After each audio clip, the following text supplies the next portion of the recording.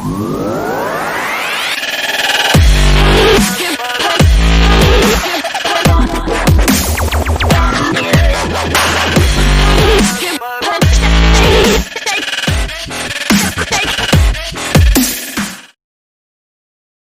gitu, luar biasa. Oke, Pak Doni, bicara UMKM ini kan data terbaru 97% tenaga kerja terserap dari sektor UMKM dan 60% menyumbang terhadap perekonomian di Indonesia. Saya kira ini sebuah angka yang cukup besar gitu ya. Dan TDA sebagai komunitas terbesar pelaku UMKM di Indonesia tentunya mengalami dampak dari adanya pandemi corona yang terjadi di Indonesia. Nah, ini kan sudah berlangsung dari awal Maret ya. Awal Maret sekarang sudah masuk ke bulan Mei, 2 bulan lebih. Tentunya sangat mengena terhadap para pelaku bisnis khususnya di kalangan UMKM. Bagaimana Pak Doni melihat hal ini, Pak? Khususnya di teman-teman. Jadi TDA. Kami sebenarnya di TDA ya Pak, dan mungkin pada umumnya secara UMKM di Indonesia gitu ya. Kalau kita boleh jujur, sebenarnya kan mungkin sebelum adanya corona juga berat juga sebenarnya ya dunia bisnis ini ya. Dari tahun kemarin lah, 2019 sudah mulai berat lah yang dirasakan sama kawan-kawan ini semuanya. Kemudian beban itu juga makin berat lagi gara-gara adanya corona ini. Nah, tapi ya gimana juga Pak ya, dalam artian corona ini kan nggak semua orang mengharapkan adanya corona. Betul. Yang kemudian datangnya tiba-tiba, dan semua orang di masa sekarang belum pernah merasakan dampak sedahsyat ini gitu ya. Karena mungkin pandemi ini kan kalau secara sejarahnya kan ternyata baru 100 tahun sekali gitu. Betul. Sehingga ya kita sebagai pribadi, sebagai organisasi, sebagai bisnis, apalagi negara gitu ya, sama-sama belum pernah mengalami kejadian yang sama seperti ini gitu. Jadi kalau secara efeknya ya semuanya mungkin sudah paham dampaknya terhadap kita seperti apa gitu ya. Yang jelas sudah mulai banyak bisnis yang tutup, karyawan dirumahkan gitu ya. Kemudian kita juga tidak bisa memastikan apa-apa nih sampai sekarang ini. Ini sudah hari ke-65 kalau nggak salah ya. 65 dan sampai sekarang kita pun juga tidak bisa memastikan apa-apa, sehingga kita semuanya juga tidak bisa membuat strategi yang pasti gitu kan. Kita belum tahu ujungnya pandemi ini sampai kapan gitu Pak. Nah ini justru tantangan terberat bagi kita semua pelaku bisnis adalah kita sama-sama tidak tahu ini kapan selesai, sehingga kita tidak bisa punya planning yang benar-benar sudah fix ya dari sekarang. Oke, betul, karena ini masa yang memang kita tidak tahu kapan selesainya. Tapi menurut beberapa proyeksi, mudah-mudahan gitu ya, Juli sudah kembali lagi pulih. Itu harapan kita kan bersama gitu. Bagaimana ngelihatnya? Ya ini kan semuanya bisa memprediksi, semuanya bisa memberikan prediksi-prediksi masing-masing Pak ya, sesuai dengan keilmuan gitu ya. Tapi kita ini kan sebagai pelaku bisnis pastinya tentu minta kepastian yang benar-benar 100% dari pemerintah seperti apa gitu ya. Dan itu sama-sama kita nggak bisa tahu gitu. Jadi kita juga tidak bisa menyalahkan pemerintah juga, karena bukan hanya pemerintah Indonesia yang mengalami seperti ini ya. Ini kan sudah dunia, dan saya kira sampai sekarang juga belum ada dunia yang pemerintahan di negara lain yang benar-benar bisa menyelesaikan ini dengan baik gitu. Karena ini kan sesuatu pola yang baru Pak, pola yang baru. Sistem yang baru, menyelesaikannya pun juga belum ada teori-teori sebelumnya gitu ya. Jadi ya kita harus berpikir sama-sama berjuang lah menyelesaikan ini bersama. Betul. Kalau di TDA sendiri Pak Doni, dari jumlah member yang ada, berapa persen yang terkena dampak dari pandemi ini? Atau hampir seluruhnya? Kalau saya kira hampir seluruhnya kali Pak ya, hampir seluruhnya. Ya ada lah sedikit sekali, tapi saya kira jumlahnya nggak sampai lebih dari 5% ya. Mungkin 95% terdampak, 5%-nya masih fine saja atau bahkan malah bertumbuh yang 5% tadi. Tapi itu sangat sedikit sekali jumlahnya.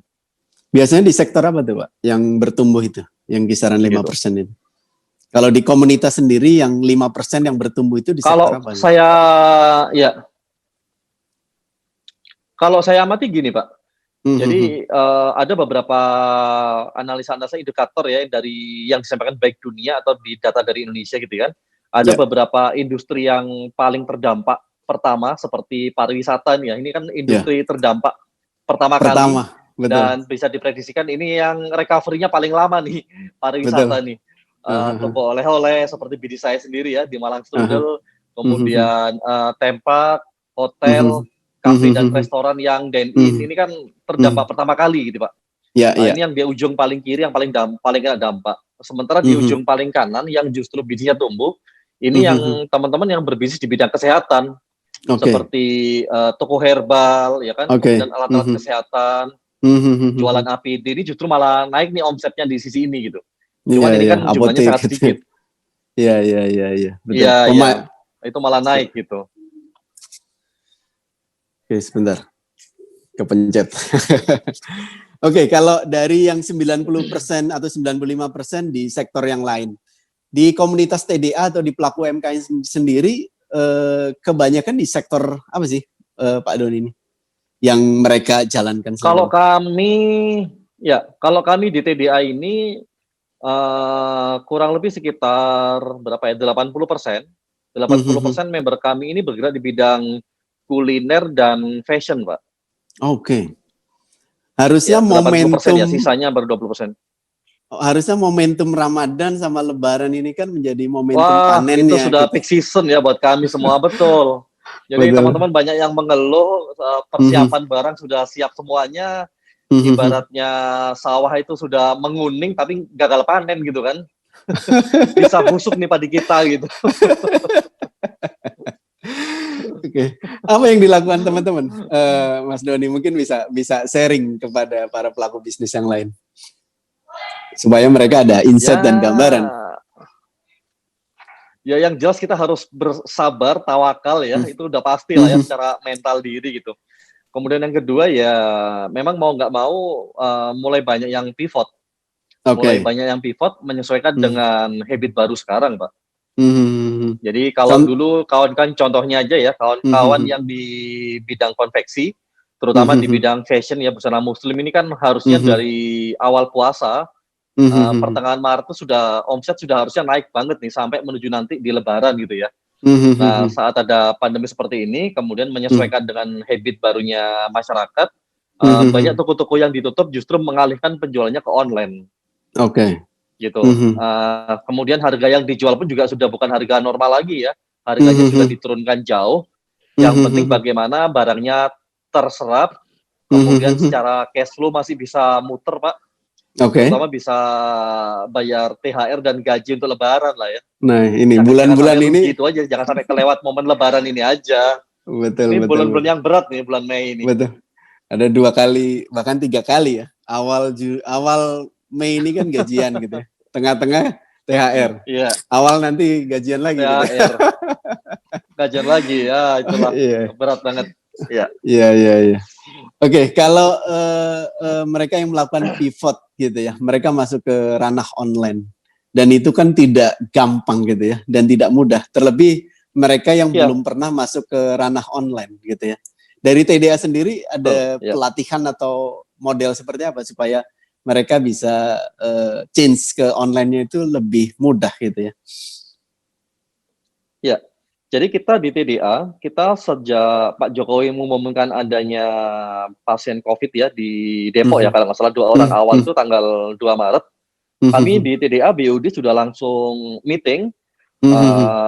Kami sama-sama melihat ya, sama seperti saya bilang tadi, kita semuanya nggak ada yang tahu corona di Indonesia akan bakal seperti apa gitu kan. Mungkin bulan Maret kita nggak bisa membayangkan di Indonesia bulan April itu seperti ini, bulan Mei seperti ini, kita nggak bisa sama-sama nggak bisa bayangin. Yang kita tahu cuman kita melihat di Cina itu seperti apa yang sudah kejadian gitu ya. Di Cina seperti apa, di Italia seperti apa, dan kita hanya bisa menebak-nebak di Indonesia bakalan seperti apa. Nah saat itu yang bisa kami lakukan ya hanya satu, yaitu masalah pembelajaran untuk member-member kami di TDA dan juga pelaku UMKM lain yang bukan member kami. Kami kebetulan di TDA itu punya media namanya TDA TV Pak di YouTube. Yang ini baru kita aktivasi di 1 tahun terakhir ini ya. Dari tahun kemarin kita punya TDA TV yang isinya adalah materi-materi tutorial tentang bisnis, tentang sampai hal-hal teknis, masalah membuat laporan keuangan, bagaimana cara beriklan di Facebook, bagaimana kita membangun bisnis digital dan macam-macam. Nah, platform itulah yang akhirnya menjadi andalan kami di TDA sampai sekarang. Jadi di pertengahan bulan Maret kemarin, kami langsung bikin perbesar lagi materi-materi yang ada di TDA TV. Ini justru malah sebelum pemerintah mengeluarkan kartu prakerja untuk tutorial video ya, kami sudah mengeluarkan duluan di bulan Maret konten-konten TDA TV dan juga kami langsung bikin materi-materi live di Instagram TDA. Jadi waktu itu masih belum sebanyak sekarang. Kalau sekarang kan dari semua komunitas sudah banyak ya. Kami sudah lakukan dari bulan Maret lalu, setiap hari Senin, Rabu, dan Jumat, setiap jam 7:30 malam. Nah itu sudah bergulir Pak, sudah 2 bulan ini bergulir. Intinya teman-teman UMKM, baik member TDA atau bukan, bisa langsung mengikuti acara live kami di sana untuk menambah keilmuannya. Karena ini bagaimanapun juga kita di corona ini kita butuh ilmu-ilmu baru ya. Betul. Bahkan dan mungkin ilmu-ilmu yang ada di bulan Februari sudah usang gitu loh buat kita kan. Nah ini aja yang kita bisa lakukan dari awal dulu. Yang pertama langsung kita bikin namanya gerakan TDA Tanggap Corona. Yang gerakan pertama kita mulai ya pembelajaran ini tadi Pak. Seberapa efektif Pak terhadap pembelajaran mungkin terhadap perubahan bisnis mereka yang melakukan pivot gitu ya? Mereka change ke online, dan begitu di online saya kira mereka harus adaptasi dengan cepat ya, bukan lagi secara bertahap gitu ya. Apa yang dirasakan Pak para member dengan adanya TDA TV tadi? Ya di TDA TV ini kan platform kita tutorial videonya gitu ya, tapi kan nggak berhenti di sana Pak. Dalam artian kami di TDA ini di 95 kota yang sekarang, ini mereka masing-masing kota punya grup WhatsApp sendiri-sendiri nih. Ada di WhatsApp, ada di Telegram gitu ya. Yang sebagai sarana diskusi kawan-kawan semuanya. Di TDA selain ada grup per daerah, juga ada lagi grup namanya per klub bisnis. Ada klub properti, ada klub fashion, klub kuliner, klub pariwisata. Mereka saling berdiskusi di sana. Jadi kalau yang saya amati, setelah mendapat pembelajaran dari video, biasanya mereka membahas sesuai dengan topik masing-masing di grupnya. Di grup masing-masing yang sesuai dengan bidang masing-masing. Dan saya kira ini sudah sangat efektif ya di era seperti ini. Intinya bagaimana kita bisa memberikan knowledge yang lebih mendalam untuk kawan-kawan UMKM kita di pelaku bisnis, baik member ataupun bukan. Ini sangat berguna sekali bagi mereka gitu, pengetahuan tentang COVID-19 seperti apa, mungkin minggu depan tuh di Indonesia seperti apa, informasinya kan lebih cepat dan yang bisa mereka terima gitu. Ini sangat membantu sekali dalam bisnis masing-masing. Oke Pak Doni, dalam 2 minggu terakhir nih kan TDA sempat saya baca di liputan6.com menyampaikan UMKM bersatu bangkit demi bangsa. Apa maksud dibalik pernyataan ini? Iya. Jadi 2 minggu ini kami memang sengaja ketok pintu ke kawan-kawan komunitas UMKM dan bisnis yang lain ya. Yang ada di Indonesia seperti kawan-kawan dari HIPMI, kawan-kawan dari IBF, ya, EU Entrepreneur University, kemudian CPMI dan kawan-kawan yang lain, banyak banget komunitas-komunitasnya. Kami ketok pintu satu-satu. Intinya kita ingin membuat gerakan bersama yang namanya merajut optimisme Indonesia. Nah ini kalau kita lihat Pak, sekarang ini di gara-gara corona ini kan terlalu banyak berita-berita yang negatif ya, yang baik ada diangkat di media atau di sosial media kita masing-masing gitu ya, terlalu banyak berita negatif gitu. Padahal sehingga kita nggak bisa berpikir jernih gitu, nggak bisa berpikir jernih karena terlalu otak kita sudah dipenuhi berita-berita negatif tadi. Kita ini ingin membuat sebuah gerakan merajut optimisme Indonesia. Kita lebih ngomongin masalah potensi-potensi besar setelah corona atau bahkan saat corona ini ada. Nah, ini kita ingin membangun dengan semua komunitas tadi, yuk kita bangun aura yang lebih memancarkan aura positif lah ya, memancarkan aura optimisme di saat bangsa kita lesu. Karena kalau kita cuma mengeluh doang, bangsa kita pun juga nggak bisa ngapa-ngapain gitu kan. Pemerintah juga, kita nggak bisa menyalahkan pemerintah kita, karena semua pemerintah di dunia sama nasibnya seperti ini.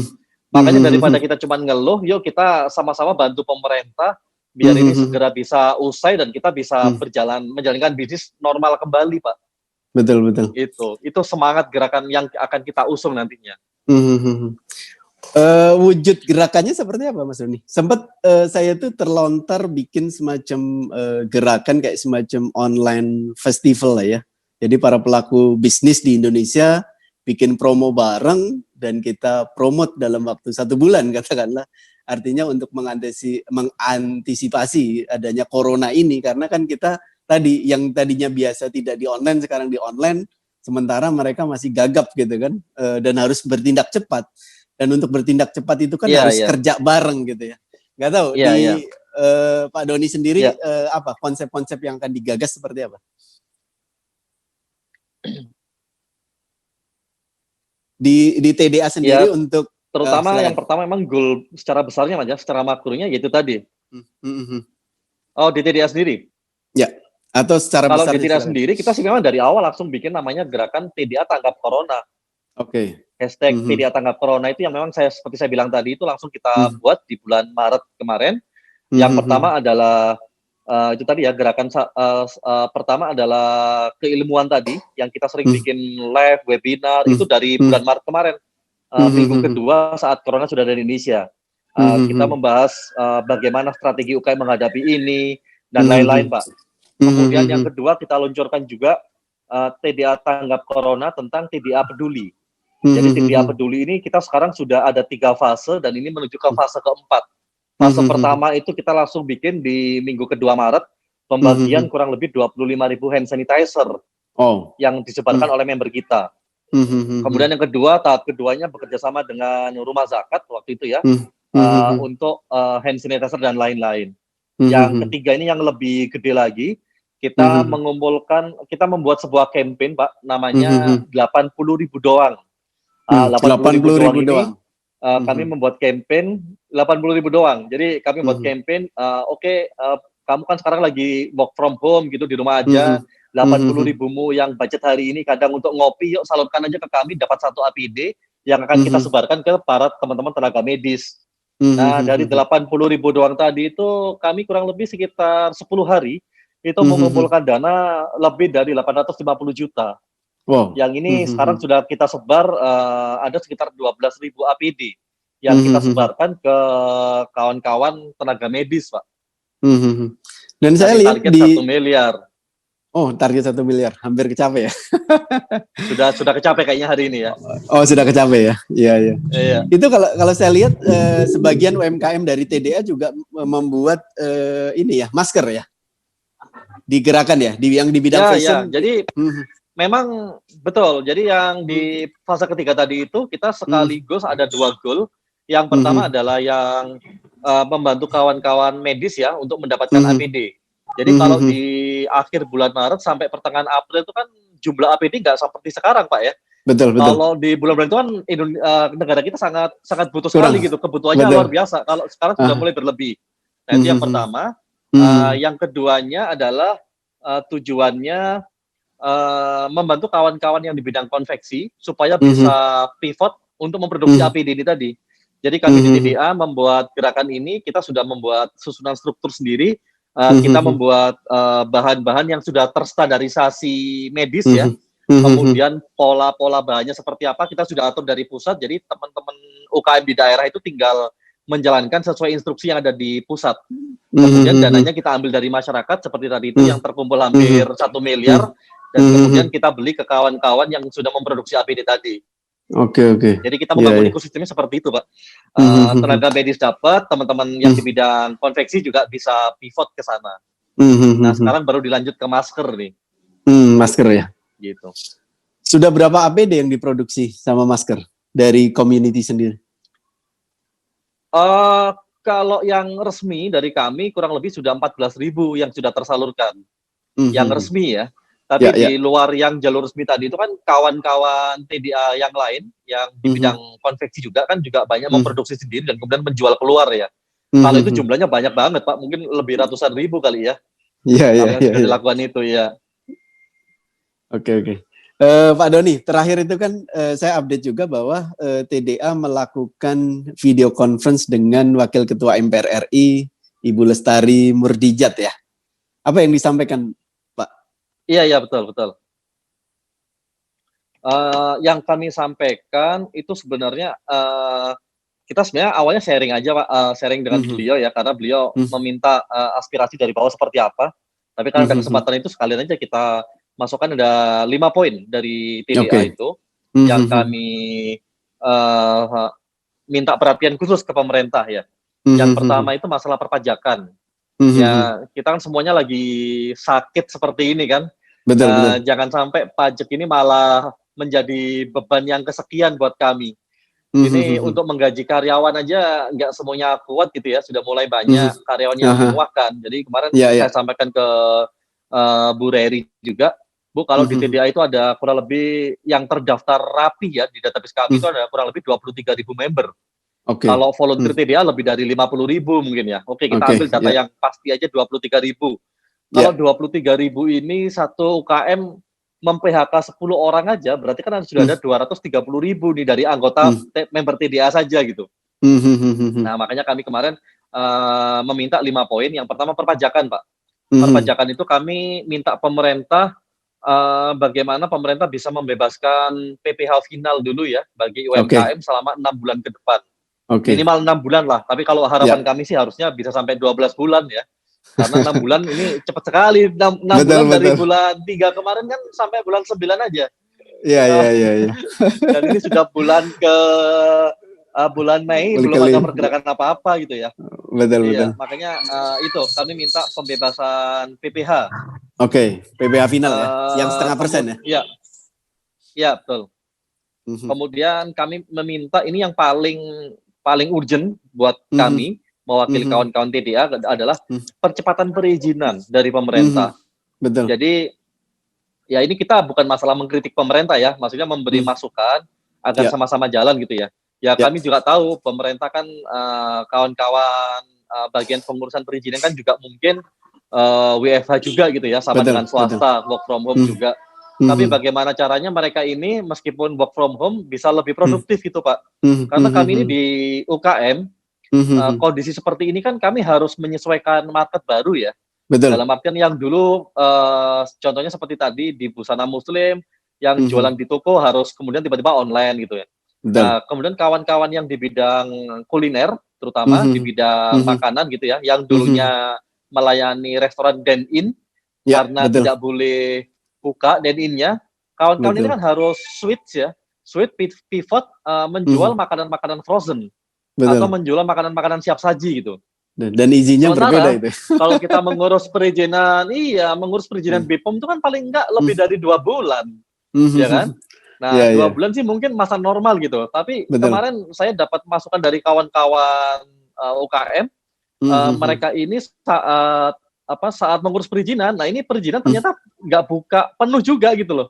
Jam kerjanya mereka itu dibatin cuma setengah hari aja gitu. Wah, ini malah repot lagi bagi kami kan. Waduh, sudah kayak gini kita butuh perizinan cepat, teman-teman di perizinan lambat gitu meresponnya. Padahal kita butuh cepat untuk bagaimana kita supaya bisa hidup aja ya. Karena kami sudah nggak memikirkan masalah profit buat perusahaan doang gitu. Kami harus bagaimana bisa tetap menggaji karyawan dan bagaimana berusaha semaksimal mungkin supaya tidak sampai mem-PHK mereka. Nah, ini kita minta kerjasama dari kawan-kawan untuk mempercepat perizinan ya dari negara kita. Nah itu Pak, itu yang kedua itu. Kemudian yang ketiga, kita minta pemerintah bagaimana membuat skema pinjaman lunak buat para UMKM dan pelaku bisnis. Yang seperti disebutkan kemarin dari Pak Jokowi kan mungkin pinjaman lunak dari bank gitu ya, yang sudah punya pinjaman di bank bisa di di restrukturisasi lagi lah ya, sampai tingkat minimum untuk pembayaran cicilan gitu. Nah ini kita mendorong lagi masalah itu terutama untuk kawan-kawan UMKM Dan kalau bisa bukan hanya dari bank ya, mungkin dari rekan-rekan pemerintah seperti BUMN dan BUMD atau koperasi-koperasi ini bisa lebih digerakkan lagi dari pemerintah untuk memberikan pinjaman yang sangat lunak buat kami teman-teman UMKM. Sahabat brand, jangan lupa subscribe, like, komen, dan share ya.